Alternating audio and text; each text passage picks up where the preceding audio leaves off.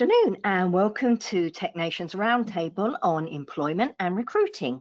Today we are joined by Donald Armstrong, Technical Training Program Manager at Renovo Solutions, Sydney Krieg, HTM Jobs Recruiting Specialist, and Tom Ratchford, President at HCT Staffing. TechNation Editor John Wallace will be our moderator today. Okay, today's webinar, as usual, is eligible for 1 CE credit from the ACI, and you can obtain your CE certificate by completing the post-webinar survey, which will be emailed 1 hour after the completion of today's webinar. You must complete the survey to receive your 1 CE credit, and you'll be able to download the certificate directly from your computer once you've submitted the survey. Now, if you have any questions, you can reach us at webinar@mdpublishing.com. Now, just a quick reminder to please join us for our HTM Mixer Northwest, which is being held at the Hyatt Regency Bellevue Hotel in Seattle, Washington, and that's July the 31st and August the 1st. Mixers are a slightly modified, smaller, shorter duration and less crowded event, but they still provide valuable continuing education, networking, and of course, vendor engagement opportunities. So for more information and registration details, please visit htmmixer.com. Also, please save the date for our full MD Expo. We're heading to the Rose and Shingle Creek Hotel in Orlando, Florida from October the 13th to 15th. So please join us for 3 days of education, networking, and the latest advances in medical technology products and services. Again, for more information and registration details, please visit mdexposhow.com. Okay, let's kick off today's roundtable by giving away a Swiss Meister multi-tool. So using the questions feature on your dashboard, let me know the answer to the following trivia question. May is Lupus Awareness Month. So what colour is associated with lupus awareness? I'll reveal the answer and the winner at the end of the webinar. Now, if you have any questions for our panelists, please submit your questions anytime using the questions feature on the webinar dashboard. So John, without further ado, I will hand over to you to start today's discussion. Thank you, Linda. I'm excited to be joined today by this expert panel. Let's go around the room real quick and find out a little bit more about them, starting with you, Sydney. All right, thank you for having me. My name is Sydney Krieg. I am the recruiting specialist for HTM Jobs. For those of you who may not be familiar with us, htmjobs.com is a niche job board powered by TechNation and ICE Magazine. We specialize in connecting biomedical and imaging technicians with employers across the country who are looking to fill openings in the HTM and imaging space. And I'm excited for today's discussion. Thank you, Sydney. And then Tom, can you tell us a little bit more about yourself? Sure. Hello, I'm Tom Ratchford. I'm president of HCT Staffing. We're a national executive search staffing recruiting firm, primarily specializing in 3 areas.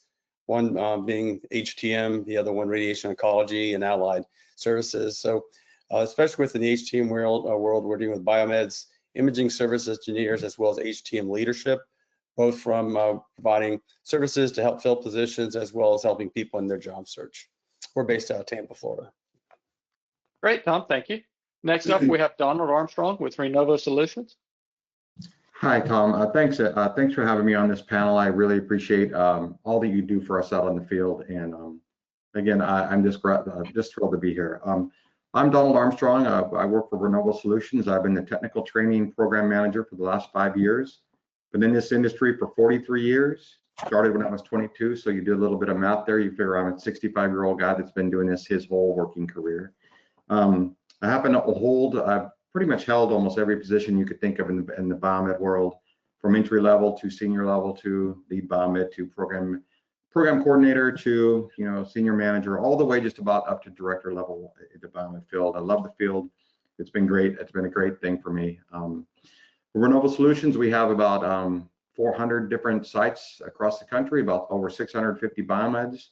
So we do a lot of hiring, and again, we do a lot of training of our staff.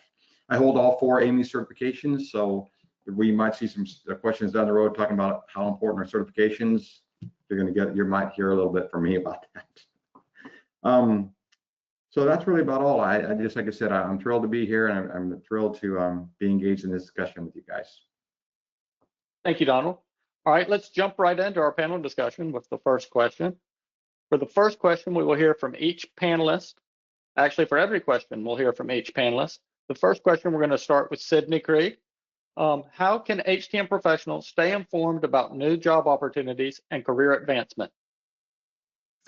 Well, my first suggestion would have to be to head to htmjobs.com and register for free. We currently have more than 350 biomedical and imaging job opportunities available across the country and connect candidates directly with the hiring managers for those positions. We work closely with HCT Staffing and Renovo Solutions. We also share new job openings through LinkedIn and in our weekly newsletter to help candidates stay informed. But beyond HTM Jobs, our industry offers a ton of great resources for professionals exploring new opportunities. Amy hosts a career fair at its annual conference. TechNation features articles on career growth and advancement, and webinars like this one offer valuable tools and guidance for navigating the job search process, which can oftentimes be a very overwhelming time. So definitely utilize those resources.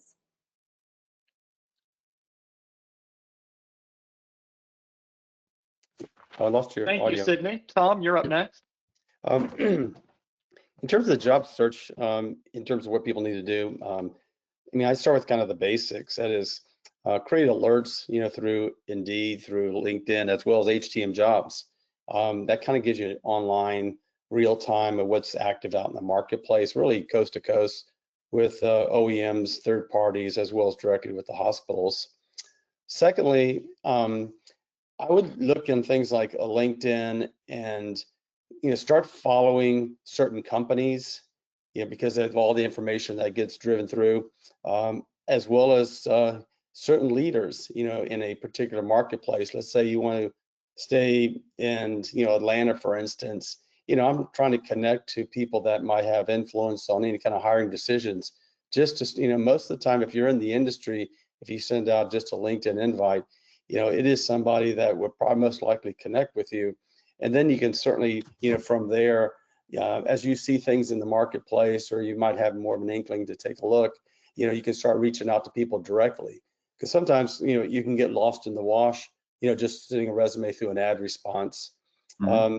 The last part, I think Sydney just mentioned about being active in the local, communities in terms of biomed societies, as well as attending the various like MD Expo shows, Amy, and the like. So, the whole point about is continuing getting education, but it's also you got to network yourself, get noticed by other people.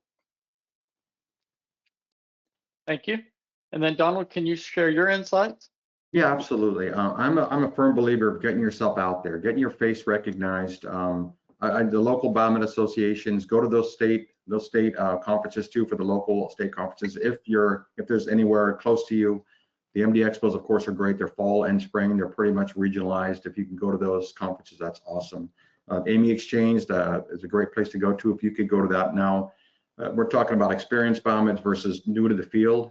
If you're pretty much new to the field, I'm a firm believer. You get yourself to those local biomed associations and you show up every month. They'll get to know your name and they'll get to know who you are. At the end of almost every local biomed association meeting I've been to, they're who's hiring, who's looking. We got some opportunities in this organization. Of course, I love the idea of putting some kind of alerts and everything on these different sites to get alerted to something just came open. LinkedIn, of course, is great, but again, it's networking, and it's an old adage. It's kind of who you know is almost as important as what you know. And again, you're driving your own career. You might have to make some sacrifices to get yourself out there. Whether that's a day-long drive or to make that meeting or make that conference. Listen, you want to drive this. You want to make yourself stand out. So again, be active. That's all I could do. And again, just keep your eyes and ears open. Third-party companies like Renovo, there's always positions open there. Don't forget the OEMs. Don't forget those repair companies too. We all know their names. I don't want to throw any name out there like I favor one another, but there's a lot of equipment repair companies out there looking for people too. Keep your eyes and ears open. Be positive. Stay focused. Stay consistent, and keep good notes, man. That's all I could say.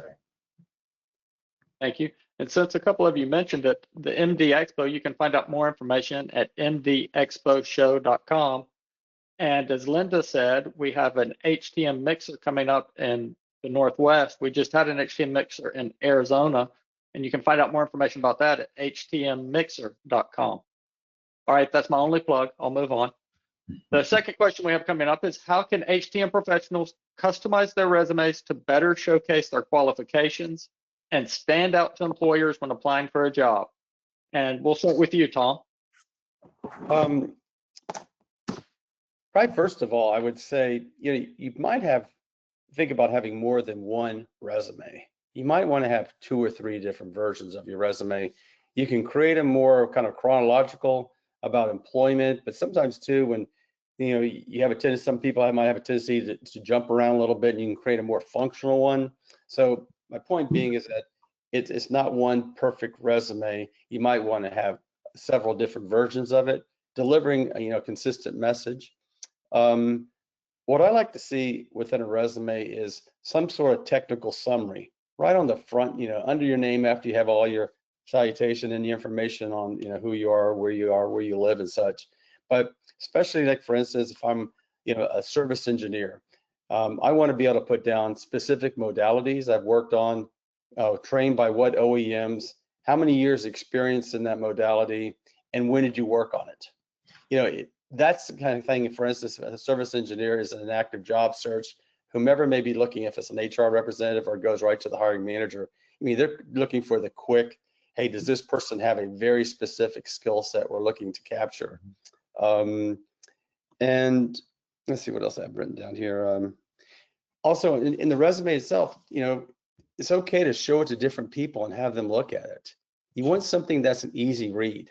Don't get too boggled down on each and every task you may have worked on. It becomes a 3-page resume, because they're not going to go past the first or second at most. So certainly multiple versions of the resume is always helpful. Some kind of technical summary so they know exactly what you have been working on, as well as how many years experience in a particular modality, as well as within a biomed shop, the type of equipment you've worked on, if it's pumps or whatever it may be. If you have any certifications as it pertains to training on the various equipment or machines you work on, you certainly want to emphasize that as well.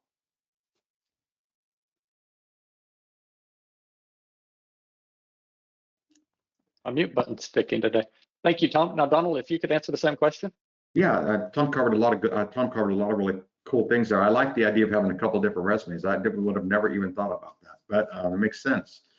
The one thing I would add to what Tom says is, along with your qualifications and your degrees and your certifications, which are all really great to have. I was a hiring manager for a lot of years, and believe me, we get stacks of them, and sometimes they don't even get to us if you don't even go through the HR process to even get to the next level.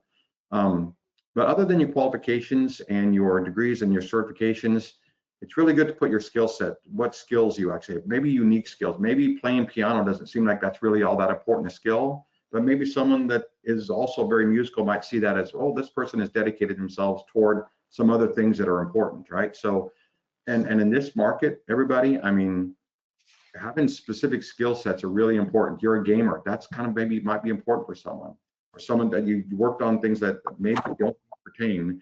To Tom's point, you don't want to have a 3 or 4 page resume, or if you're in leadership or maybe even a little bit higher, you're going to have a CV, which is a little bit different. But again, keeping your resume up to date, having a second set of eyes on it is really a great idea. I love that idea. I've actually read over several people's resumes just to say, I think this would read well. And again, you don't want to get lost in the shuffle. Putting those certifications right behind your name are really important.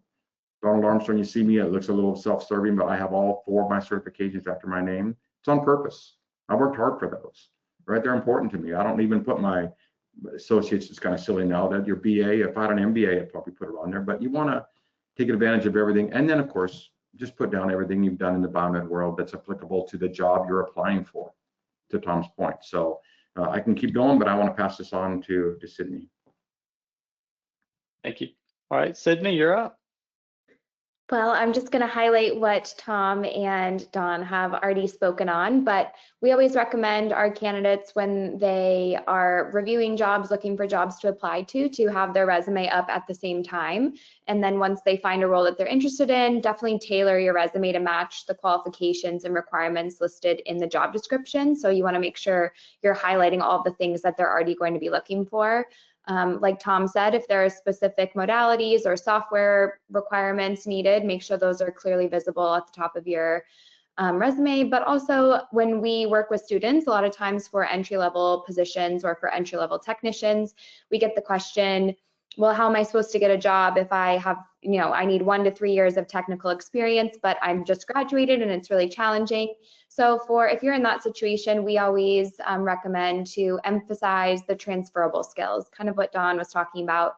Things like customer service, teamwork, communication, problem solving. Take those from any type of job experience or volunteer work you've had, or if you've been involved in your college communities at all. Show how you could be a strong fit for the role in that way, even if your technical, hands-on experience might be lacking. And then along with a couple different versions of resumes, cover letters are always a great way to specifically communicate with the hiring manager. You can talk more about why you'd want to work for that specific organization and why you might be a great fit for that specific role. Thank you, that's good stuff. Next question we have is, what are the best practices for a job seeker in conducting an active or passive job search? And this time we'll start with you, Donald. Well, good, you have me lead off on one that I'm not really all that familiar with. That's great. I think if an active job search really is crucial for someone who's newer to the field or maybe newer to their area, because you really got to get out there and kind of put your feet on the street and kind of walk around and get to know where you're actually looking for this new job. If you're willing to, relocate and go anywhere in the country, so again, you have to be pretty active. That's why we talk about going to these conferences and getting your face and your name recognized. Again, you can get lost in the wash if you're just filling out sending great resumes and great applications out somewhere. They may not even get to the hiring manager, and you will never know that. I mean, I know that sounds funky, but Sydney and Tom probably know a lot more about that than I do, but I've always been an active job seeker until about maybe the last 10 years when I got into more experienced. I've got 35 years. I could put my resume and my preferences, like I say, on hot jobs or HTM jobs, and say, if something comes up that, I can be patient, right? I've got a lot of experience. I might be looking for the next opportunity, but I'm just going to put it out there and passively wait to maybe something come to me.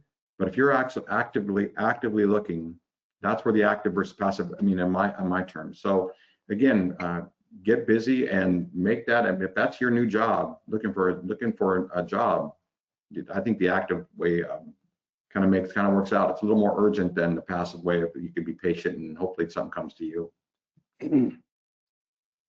Thank you. Sydney, what is your advice on conducting an active or a passive job search?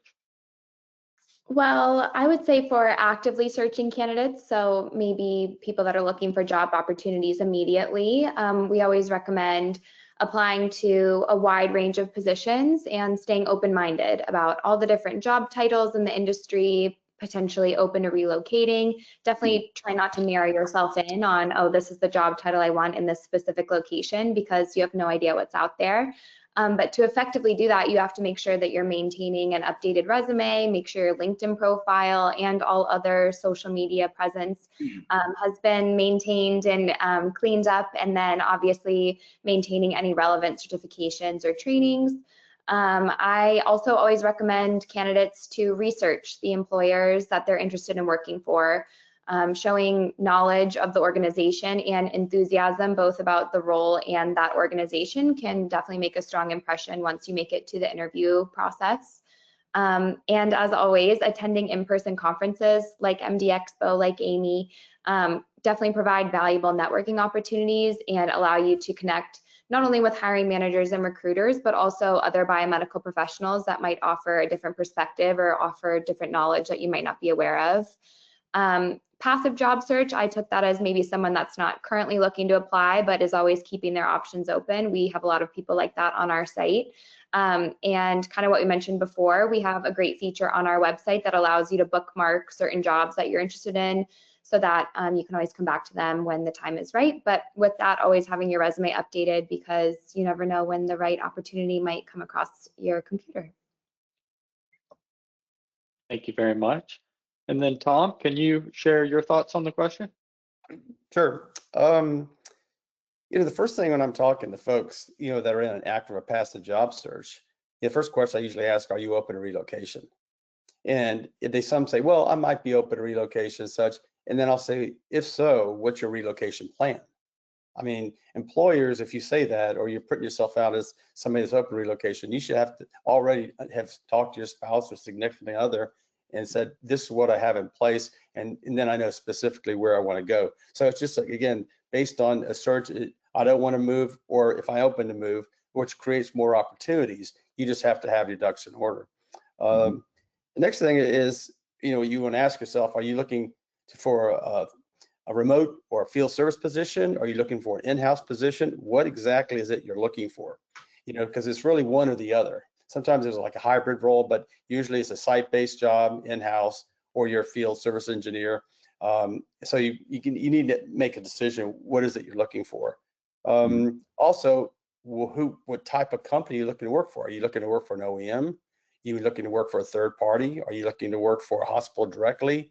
So, these are kind of decisions you should kind of upfront make, so you can, when you're talking to somebody, you have your plan in place already. Also, in terms of best practices, I would look at, again, potential employers you might have interest in working in. I would rank these. If it's an OEM, GE, Siemens, Philips, whomever. If it's certain hospitals, Trinity, Common Spirit, Piedmont, whatever it may be, you need to start thinking along those lines of who I might want to go work for, either passive or active. And again, it gets back to one of the earlier questions about some of the strategies you want to develop. Well, if you've identified certain companies you might want to work for, then you start connecting to some of the leaders. And that's kind of what Don was saying earlier. You want to get noticed. You want to connect to people that you may run into at a show. When you go to a show and next thing you know, you send a, hey, are you going to be attending? Now you get that chance to meet somebody face to face. Even if you're not that active, it's good to meet leaders at various companies. I guess the final thing I was going to say is, really, in a job search, passive or active, you have to be prepared to ask this, answer this question: what is the reason for leaving? Why are you looking to begin with? If it's strictly a money thing, a lot of companies, employers I'm running into now, they don't want to deal with people that are looking to take a counter offer or get very brave when they go to their employer about making, leaving, but they wait until they have an offer in hand. So you need to have a real honest and a gut check in terms of, why are you looking to make a change? Because it makes a lot of, or at least influences a lot of the decisions on the other end based on what you say to the employer. Thank you very much. Okay. Good stuff. Good stuff. And then, what are some of the best job search techniques people can use when they're looking for a new job? And we'll start with you, Sydney. Well, just in the short amount of time we've been talking, we've gone over so many of the different resources and tools that our industry offers that if you just take advantage of them, will definitely increase your chances of landing that job. LinkedIn, recruiters like Tom, job boards, tools like that definitely lean heavily on. I always advise candidates to stay engaged and active in their job search, what we highlighted on in the last question, whether that's being prompt with your communication, sending interview follow-ups, initiating conversations with other professionals in the industry, whether that's in person or online. I think that those are always really useful tools to help in your job search, but also you never know when your next opportunity might come. I remembered one of these stories at one of our conferences last year. One of our biomeds gave a presentation on, I think it was navigating the workforce as an entry-level technician. And after her session was over, a director of clinical engineering that was sitting in the audience approached her to discuss opportunities within their organization. And she let us know after weeks of conversations and interviews that she ultimately was offered a job as a BMET 2, so technically a promotion, and she relocated across the country for that job. So I always remember that story, and I think it's a great reminder to be putting yourself out of your comfort zone, be putting yourself in situations that will, highlight or, be a great opportunity for you to connect with professionals that you might not even know are hiring, because a lot of times those unexpected opportunities can lead to kind of the greatest advancements in your professional development. It's a great story, and I remember that happened. Tom, can you share some of your best job search techniques, tips, and advice? Yeah, I mean, some of the ones we've kind of talked about already, and City just mentioned too, but I think the overall, I guess, theme would be, how do you get noticed? And if you can answer that question, well, I see a job posting, I send a resume in, or do I want to be a little bit more proactive in terms of marketing my services? And that has to do with, again, start connecting to people that you might want to go work for, get to know various leaders, other managers, as well as just other friends and colleagues you may have run into, and inquisitive about what's going on with their current employers. So it has to be, sometimes to find that right job requires a little bit more work than just looking at a job posting. That'd probably be the biggest message. Thank you. And then Donald, can you share some of your job search techniques? Sure. I mean, and this is just from recent, not real recent, but some job searches I've done over the last 15 years or so. I mean, really, the key words, even if you are doing a job search and you don't have the go right to Sydney's website, to even know how to search for a biomed job is difficult. Clinical engineer, biomed 1, biomed 2, system. I mean, they've named all kinds of different things, all kinds of different places. What I would tell you is my biggest piece of advice is have a strategy, keep good notes, stay on top of that. Keep a note that you've talked to John Armstrong from Renovo. You've reached out to him on LinkedIn and he responded back. Make a check mark. Follow up on that. Now, that could mean something down the road. Maybe it doesn't, but maybe it does. You're at a conference and you see me and then we're connected. You can just walk right up to me and talk to me about it. Now, I'm an extroverted individual, so it's maybe a little bit easier for me. Now, there are those out there that are really introverted that don't feel comfortable walking up and introducing themselves to, let's say, someone's that's in a position of they might think is leadership. Believe you me, there are people that are out there listening. We love when people walk up to us, even if you are really shy, really quiet. Shake my hand, say hello to me, tell me where you are, tell me what you're looking for. Advice, we are thrilled to impart that advice for you, with you. Again, keep good notes, know the kind of searches you're looking for, stay consistent. If you're looking for a new job or it's kind of more urgent, then you got to open yourself up to a lot of different things. Open yourself to relocating, open yourself up to a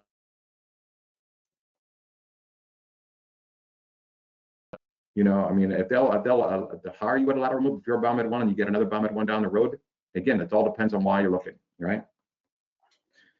I don't want to have someone throw something at me before the end of this conversation, but use AI if you need to. Go on there and actually say, hey, help me build a strategy. This is what my background is. This is what I'm looking for. I mean, is there any way you can give me just a little bit of help with strategy and how to do this? Because maybe maybe they don't have those kind of connections. So, whatever AI version or engine you're looking at, they of course don't just rely on that, but that could at least give you some kind of a roadmap to what you should do next.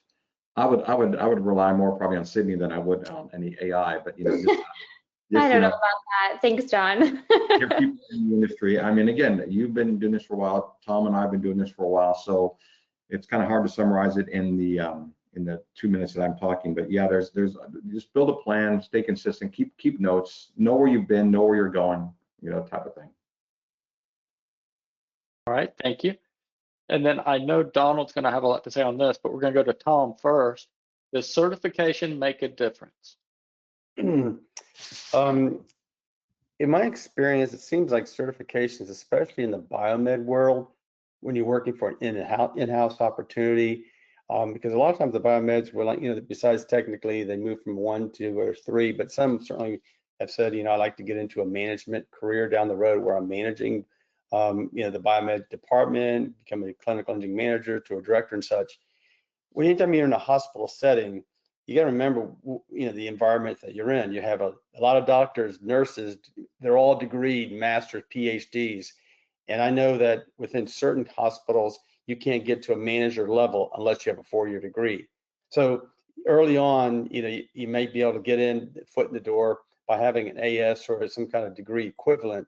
But I know within a hospital setting, you're going to get certain opportunities won't be able to present themselves if you don't have a 4-year degree, or for that matter, perhaps even a master's to move up within that hospital.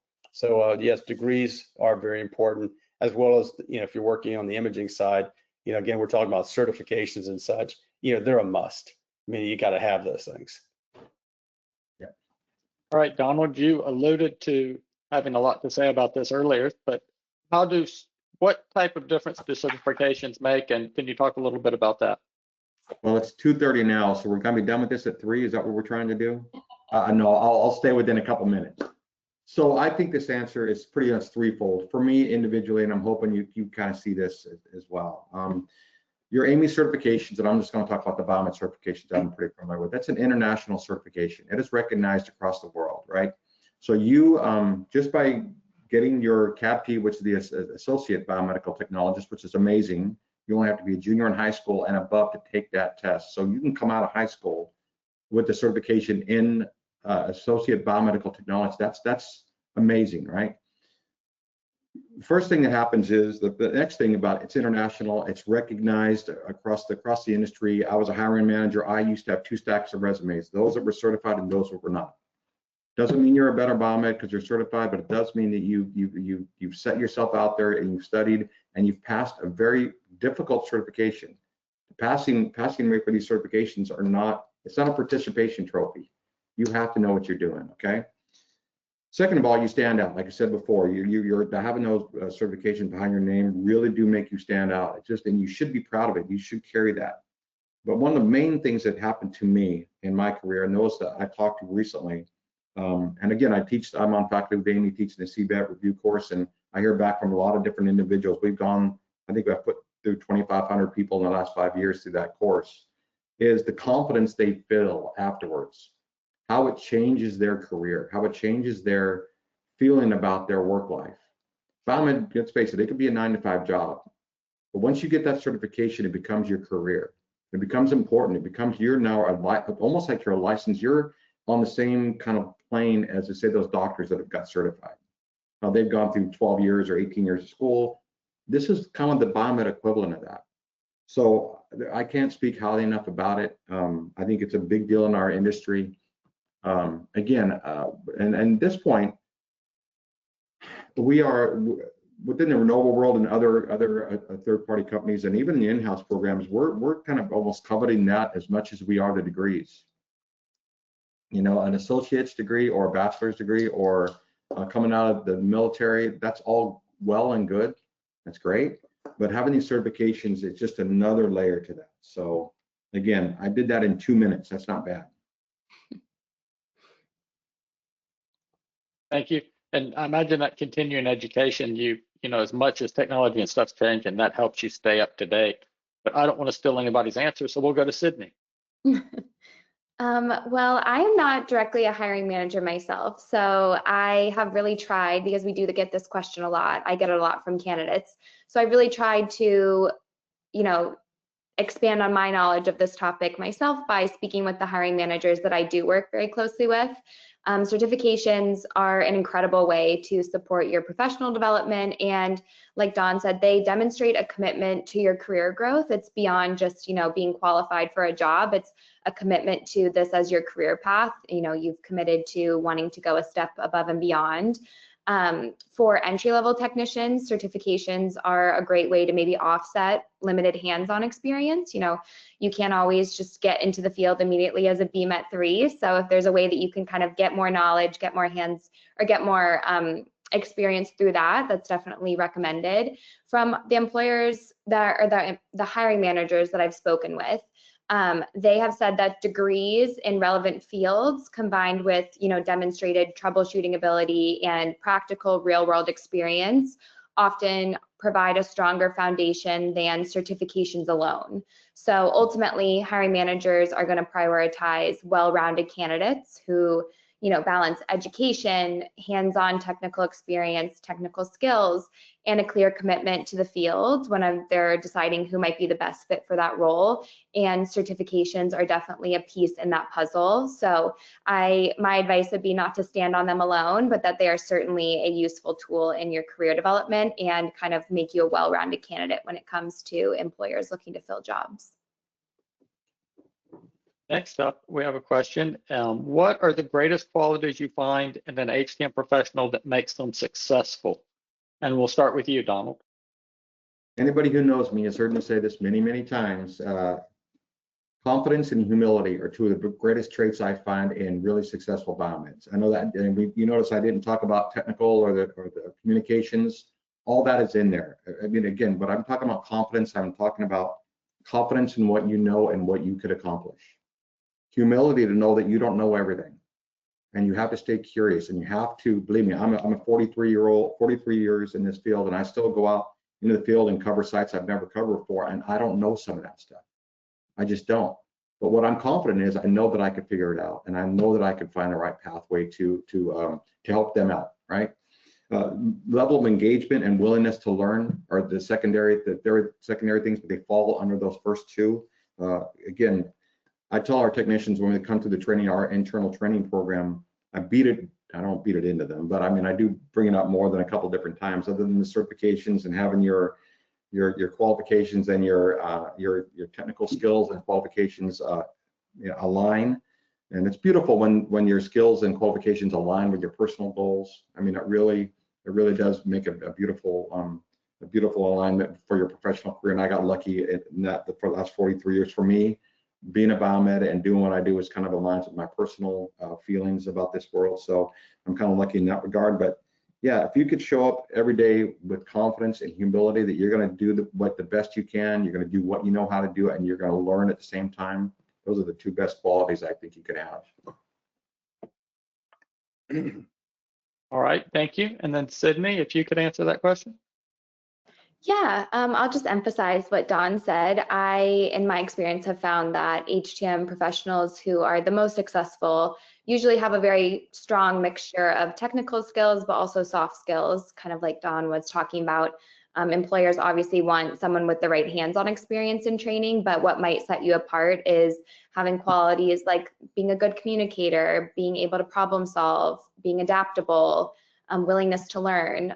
They're just as important as those technical skills. And at the end of the day, employers are not only hiring for technical ability, they're also looking for someone who will fit well within their organization and within the team that's already probably established. And they obviously want to hire someone that, like I said, has a willingness to learn, but also has a willingness to grow within that organization over time. Not someone that's just going to come in for a job and then leave, quickly after for the next good opportunity. So I definitely think that will help you stand out. And I've even had employers that I've worked with or talked to that are willing to compromise on certain, requirements or qualifications that they've listed in a job description if they can find a candidate that's eager to learn, grow, and develop within the profession. So, we offer in all of the resources we've talked about today, but I always think of our MD Expos. There's always at least one, if not more, classes on honing in on your soft skills and being a better communicator, how to work well on a team. Definitely prioritize learning as much as you possibly can.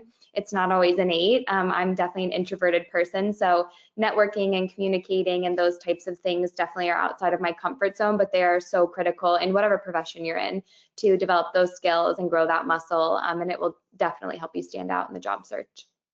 Mm-hmm. Thank you, Sydney. And those MD Expo presentations are usually up on the mdexposhow.com website. If you click on education, you can go see all the previous recordings of the slide deck and the voice from those presentations. But moving along, Tom, if you can share kind of the greatest qualities you find in an HTM professional that makes them successful. Yeah, I'll cover this one a little bit differently because of what Don and Sydney said is spot on. And this has to do with, the community itself in HTM. People tend to know each other. Very quickly, they can sum up someone's experience and such because there's a lot of movement around, from hospital to hospital to OEMs and third parties and such. So people do quick, references and such. And the part that I would say is any employee you work for, because when they do a formal background check, they can validate dates of employment. And really the only other question they will ask, and that he probably can't ask these days, are you eligible for rehire? Yeah. Any employee you work for, you need to think in the back of your mind, hey, I want to do such a good job. I always have this checkbox, eligible for rehire. I can tell you over the course of my career, how many people think they did a good job at their prior employer, but they would not be eligible for rehire. So, some of the things that you heard from Sydney and from Don, and if you encapsulate that in terms of knowing it's a marketplace that people have a tendency to know other people that can make one call to find out about somebody. But if somebody, a third party, had to do it, an independent background, they only ask for dates of employment, or they eligible for rehire. You have to make sure, yes, I am eligible. So. Good advice there. We did have some questions come in from some attendees, and I thought this was a good one to start with. What is your advice for connecting on LinkedIn? Is clicking the connect button sufficient, or should I send a message? And then I guess going along with that is it worth paying for the premium or the paid access for the LinkedIn?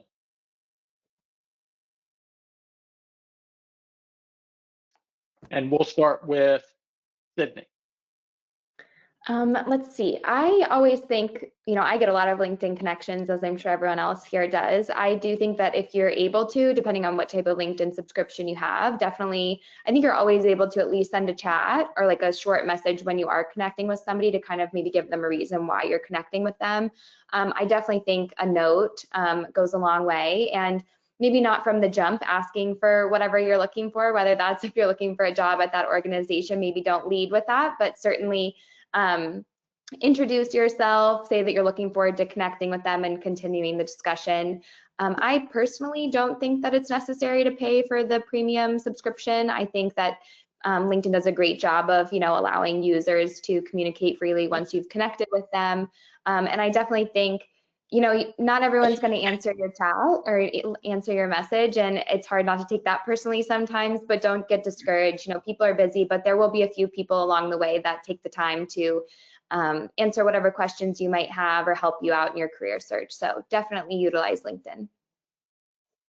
All right, thank you very much. And then we will go to you, Tom.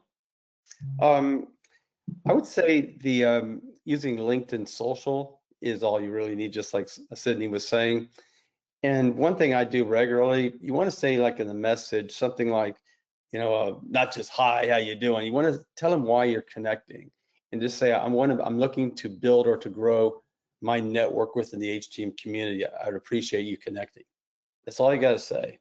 So you're not asking for anything other than you're trying for a little bit of help to grow your network, which is the reason why you're on LinkedIn, why you want to connect with that individual. That's the message you want to say.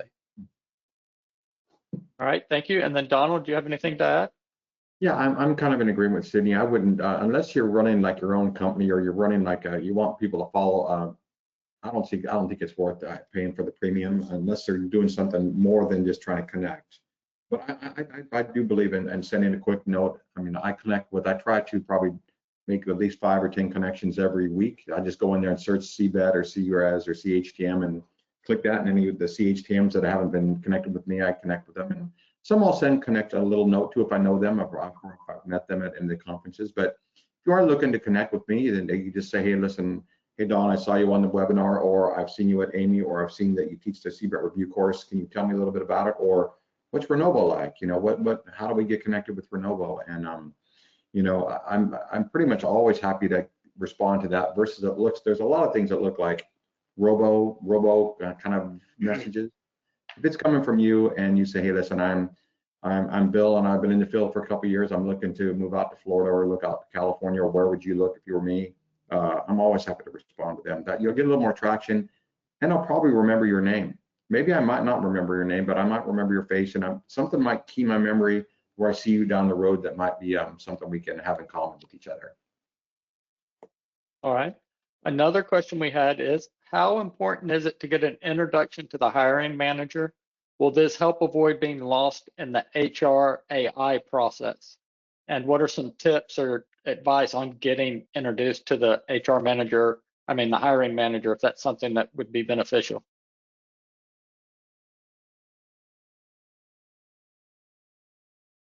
All right, we'll start with Tom. Well, but first of all, is this like prior to the interview that you're trying to meet, or you during an interview process? Certainly you don't want to circumvent HR. You might get yourself in trouble a little bit, but not really.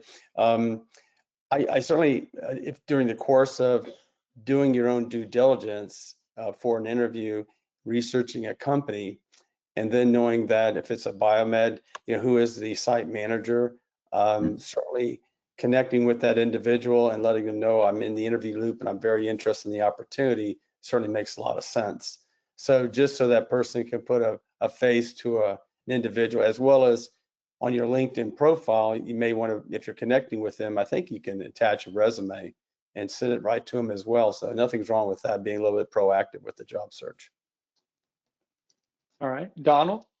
Yeah, this is a complicated one in a bit. Back in the olden days, you'd be able to just maybe grab your nice resume on resume paper and traipse on down to your local biomed shop and knock on the door and say, hey, I'm Don from, I'm Don and I'm here to talk to the hiring manager or your director, and maybe get that resume handed to them directly. Nowadays, it really doesn't work that way. It's really not quite as quick as thing. It might be a smaller community hospital. Maybe you know somebody there, or maybe you know somebody who knows somebody, right?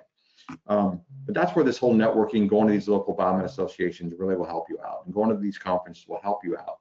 And just a little key to tip, the Amy Exchange is a little bit more famous for this. There's a lot of hiring managers there.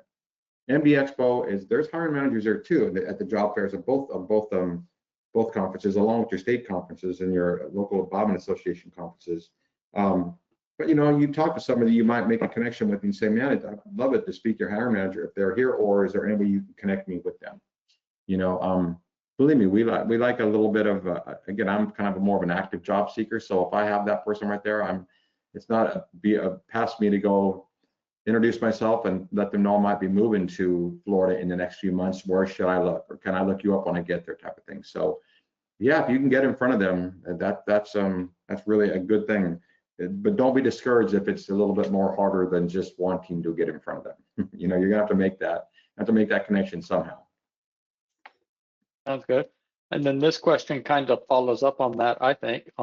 What is the line between being persistent and annoying when you're trying to follow up with recruiters and hiring managers? Maybe you've sent a resume into a job posting and you want to follow up and see where they are in the process, or what the timeline is. What are some kind of guidelines for that? And we'll start with you, Sydney. Oh, that's a tricky one. I will say, kind of piggybacking on the last question, I think something that might be useful is, leaning on and relying on the community itself that we have within HTM, as opposed to maybe actively seeking out the specific hiring manager. So at least in my role at HTM Jobs over the last 5 years or so, we work directly with the hiring managers and we work directly with the candidates. So we're in a unique and advantageous position for candidates, where I have a very close relationship with those people that are hiring, and I also have a good relationship with the candidates themselves. I think all three of us are kind of in that position where we're kind of the middleman between maybe who's hiring and then the candidates themselves. So I would definitely, lean on people like ourselves that might know of opportunities becoming available, might be able to put in a good word for you. You might be more comfortable communicating with myself as opposed to directly communicating with the hiring manager. We can kind of act as a bit of a filter there. I think staying persistent, it's really tricky. I think if you haven't heard back in a while and you've kind of done all the steps that you have to maybe communicate with, if you've applied through HTM Jobs, communicate with me. I can go and double check to see where your application is. If you've done all the steps and you haven't heard back in quite a while, I would say maybe just to not cut your losses, but move on to other job opportunities. You definitely don't want to bother them, and it does take a while. The hiring process is certainly not quick. There's a lot of people that apply for jobs, and there's a lot of resumes and interviews that they have to schedule. So be persistent, stay at the top of their inbox if you've already connected with them. But other than that, just rely on your community heavily, and you'll certainly land the job eventually. I know it might get discouraging, but. Right. Tom, do you have anything to add? I face these challenges all the time with companies, but I don't hear back from them, and trying to get some answers based on interviews and such. I think it's really part of your level of motivation to go work for a particular employer, in terms of sets sort of the boundaries of how hard do you have to push to get information. Don mentioned in the old days, you kind of do resume in hand and go knock on the door. If you're really motivated, you think you're a perfect fit for this opportunity, when you really can, if you feel that way and you don't want your information to get lost in the wash. And if it's a local one, certainly, early in the morning, lunch hour, late today, just pack the resume and go knock on a door. I mean, that's old fashioned. I mean, I hear about people all the time too saying, after an interview, do you say thank you? Try writing them a letter rather than sending them an email or text. You got to sometimes do these little things that they remember you. And sometimes too, the position may be just outside the scope. They like your background, but you're just not a good fit. Don't burn a bridge. You want to stay polite, take the higher ground, stay in touch, and hopefully it works out. But try to be a little bit unconventional when you haven't heard back yet. Don't just keep bombing it with an email. Try something a little different. I like that. That's some good advice of, writing a letter, or, if they hire somebody else, saying, hey, please keep my resume on file in case something else comes available. Donald, how would you answer that question? It's a tough one. I mean, I know that, especially if you get in there and you get in there and you actually have the interview and then you don't hear anything. That's very, very frustrating. I know that we used to have that when we would get 3 or 4 people in for one position, and it was just my way of doing business.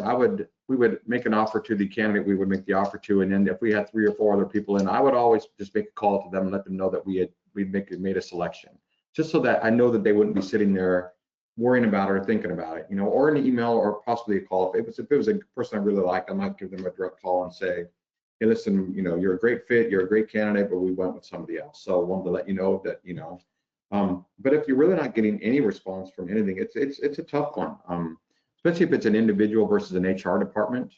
Hopefully you have that HR content. If you're emailing me as a hiring manager of a big department, I would say that getting 2 or 3 emails from you, or a couple calls from you, after that, you kind of take a little bit of a break from that one. Like, this is where I'm saying, keep your notes, know when you've sent that email, know when you've made that phone call, so you could just look at it and say, oh my goodness, I've called this person 16 times in the last 3 weeks and I'm not getting anything back. And maybe you say, well, okay, let's pause that one for a while. Let's defer that job for a while. Or, you take it to, like I said, the next step, the unconventional step would be, I don't know, why did you even apply to that job in the first place? And then maybe find that kind of connection. So again, it is very frustrating. I know I've been part of it a couple different times, where you're sending out great resumes and great applications, it seems like, and you hear 0.